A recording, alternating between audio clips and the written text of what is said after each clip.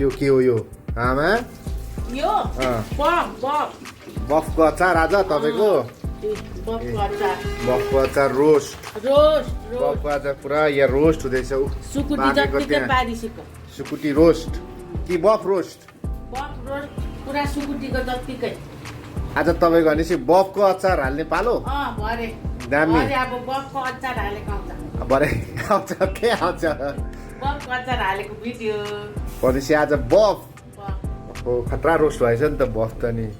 खडङ खडङ roast खडङ बनाउनु पर्छ नि त अचारलाई खडङ चाहिन्छ अब 2-3 दिन त डेली के आज बफ भोलि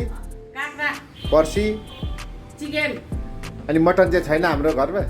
मटन त माग्नु छैन अहिलेसम्म अब यसो विचार चाहिँ आउँदैछ अहिले अलिक बिजी छु कि अहिले एकछिनमा मसला बनाउनु छ यति मसला सबै सकिएको छ अहिले भरे मसला बनाएर अचार साध्दै थियो ओभर गफ अहिले चाहिँ बाई बाई